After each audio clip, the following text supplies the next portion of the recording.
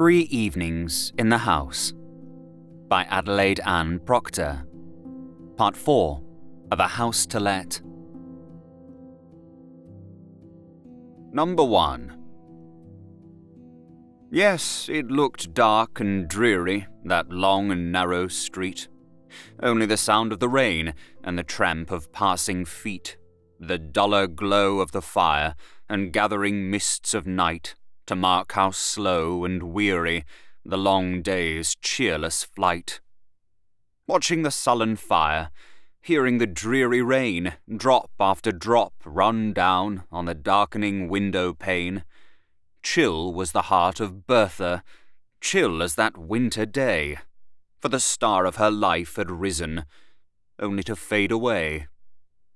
The voice that had been so strong to bid the snare depart, the true and earnest will, and the calm and steadfast heart, were now weighed down by sorrow, were quivering now with pain.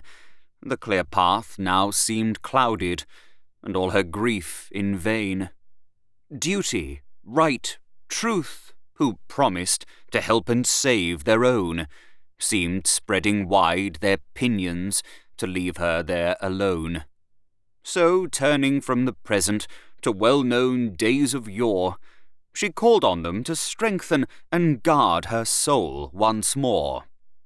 She thought how, in her girlhood, her life was given away, the solemn promise spoken she kept so well today, how to her brother Herbert she had been help and guide, and how his artist nature on her calm strength relied, how through life's fret and turmoil the passion and fire of art in him was soothed and quickened by her true sister heart, how future hopes had always been for his sake alone, and now what strange new feeling possessed her as its own.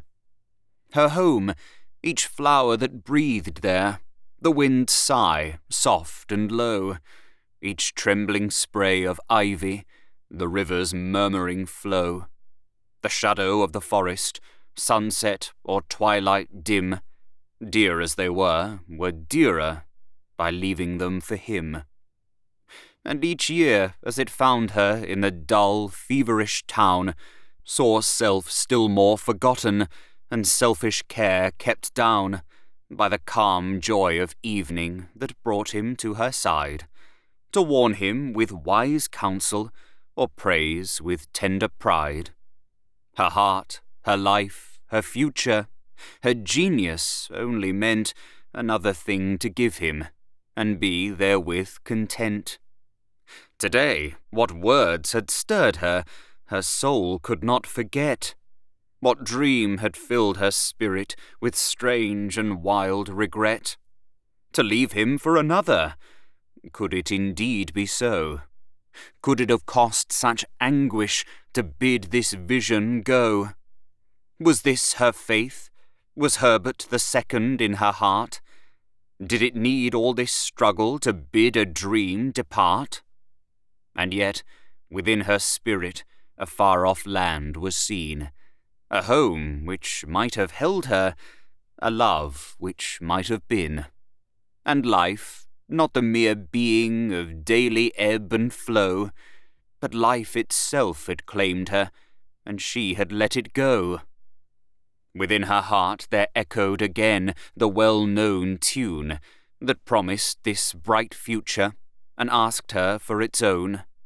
Then words of sorrow, broken by half-reproachful pain, and then a farewell spoken in words of cold disdain.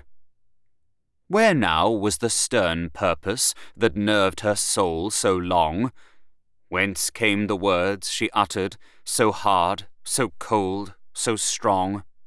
What right had she to banish a hope that God had given? Why must she choose earth's portion and turn aside from heaven? Today, was it this morning? If this long, fearful strife was but the work of hours, what would be years of life? Why did a cruel heaven for such great suffering call? And why, oh still more cruel, Must her own words do all? Did she repent? O sorrow! Why do we linger still to take thy loving message and do thy gentle will? See, her tears fall more slowly, the passionate murmurs cease, and back upon her spirit flow strength and love and peace.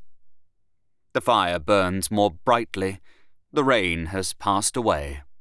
Herbert will see no shadow upon his home today, only that Bertha greets him with doubly tender care, kissing a fonder blessing down on his golden hair. Number 2. The studio is deserted, palette and brush laid by.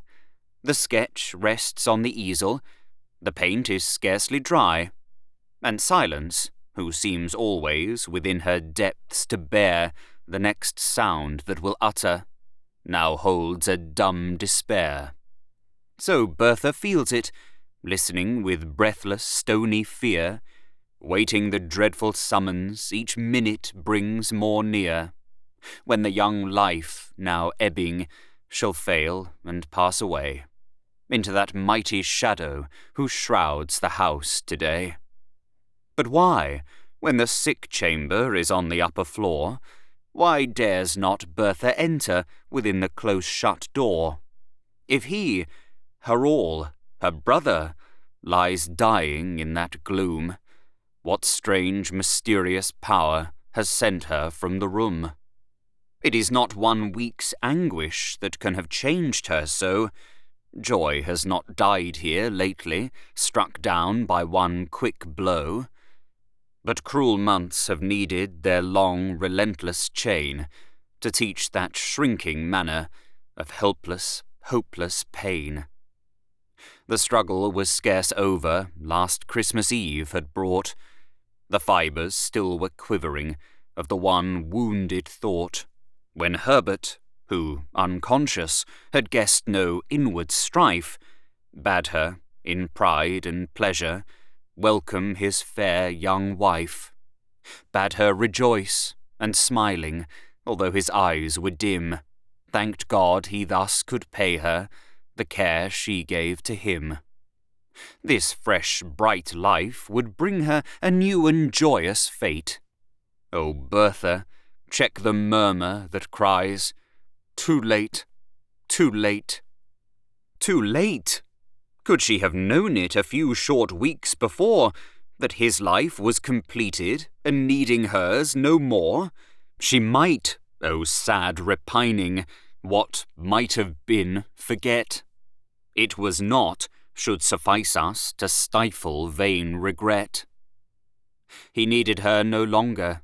Each day it grew more plain, first with a startled wonder, then with a wondering pain. Love, why, his wife best gave it. Comfort, durst Bertha speak? Counsel, when quick resentment flushed on the young wife's cheek? No more talks by firelight of childish times long past, and dreams of future greatness which he must reach at last. Dreams where her purer instinct with truth unerring told, where was the worthless gilding, and where refined gold.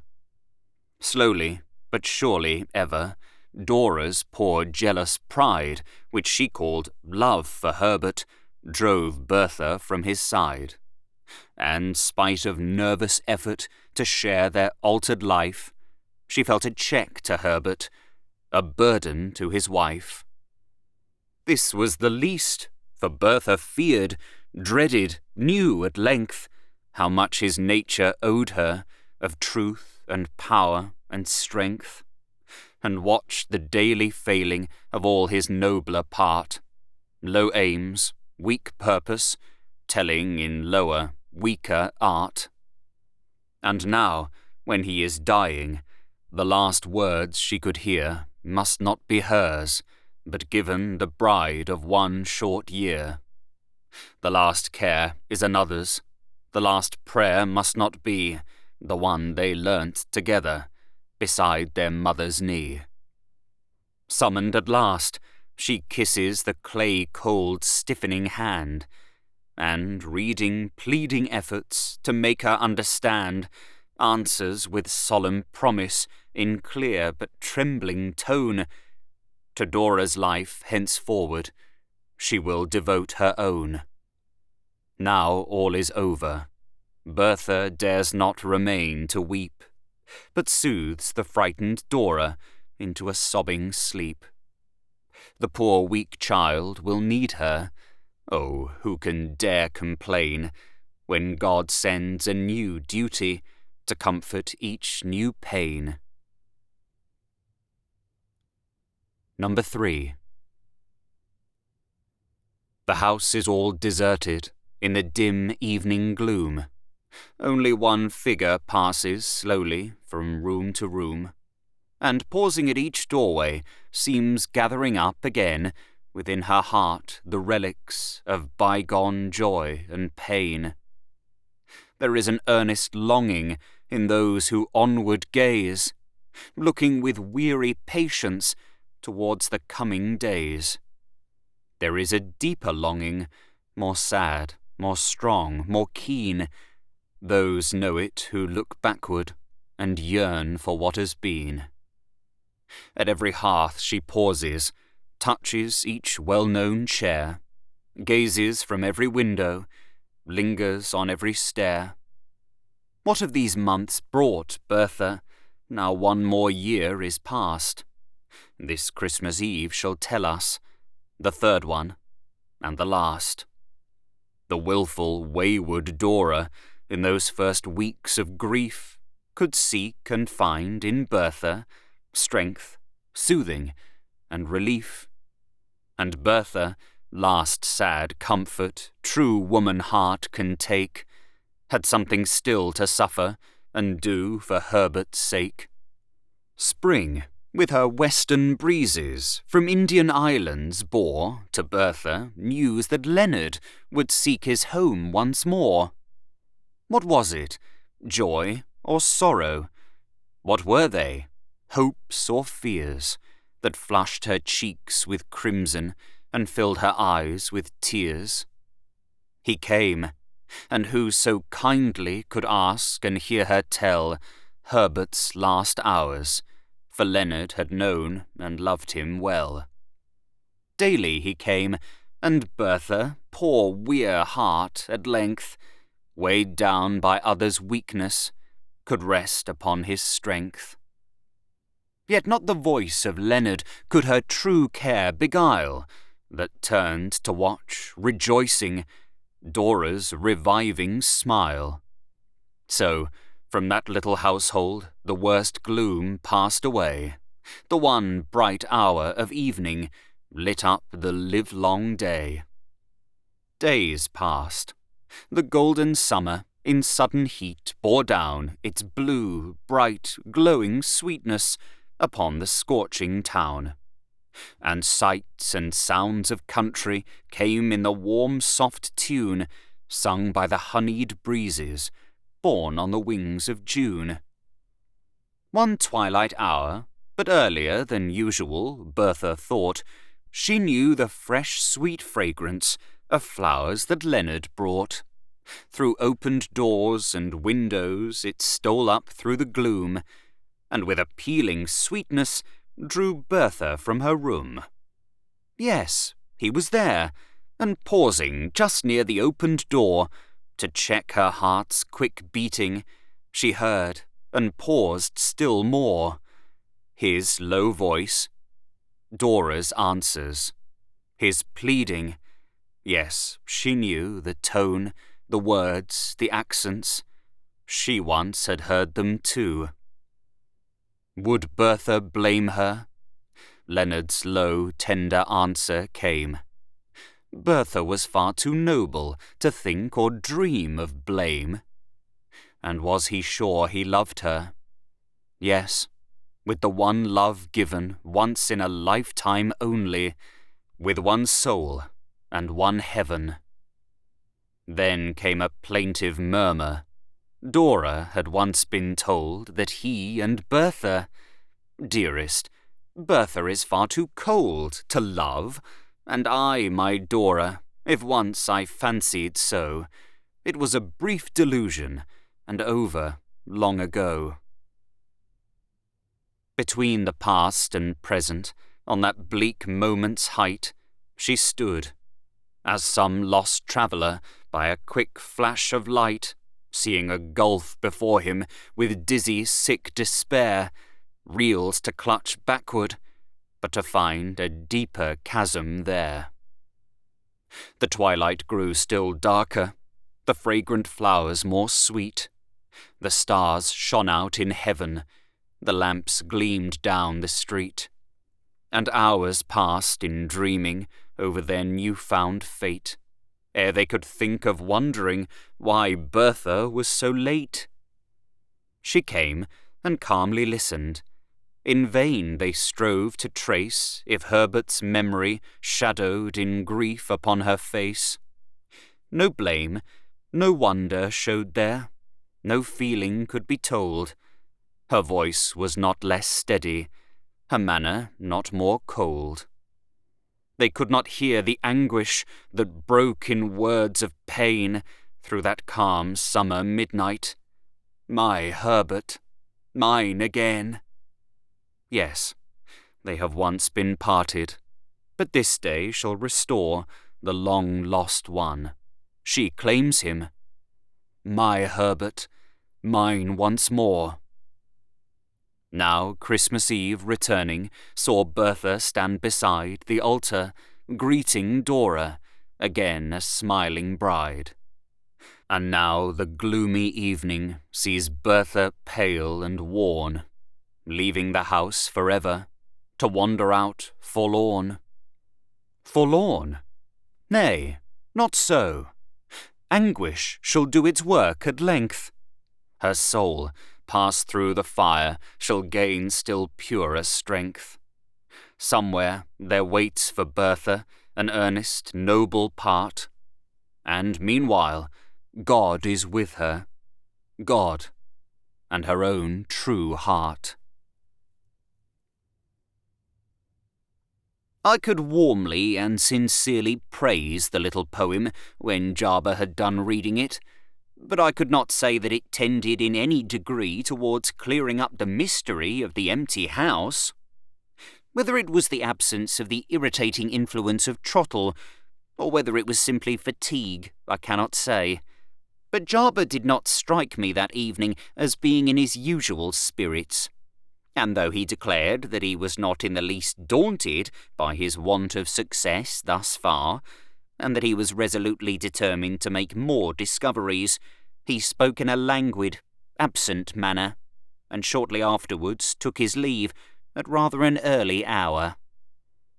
When Trottle came back, and when I indignantly taxed him with philandering, he not only denied the imputation, but asserted that he had been employed on my service, and, in consideration of that, boldly asked for leave of absence for 2 days, and for a morning to himself afterwards, to complete the business, in which he solemnly declared that I was interested. In remembrance of his long and faithful service to me, I did violence to myself, and granted his request. And he, on his side, engaged to explain himself to my satisfaction in a week's time, on Monday evening, the 20th.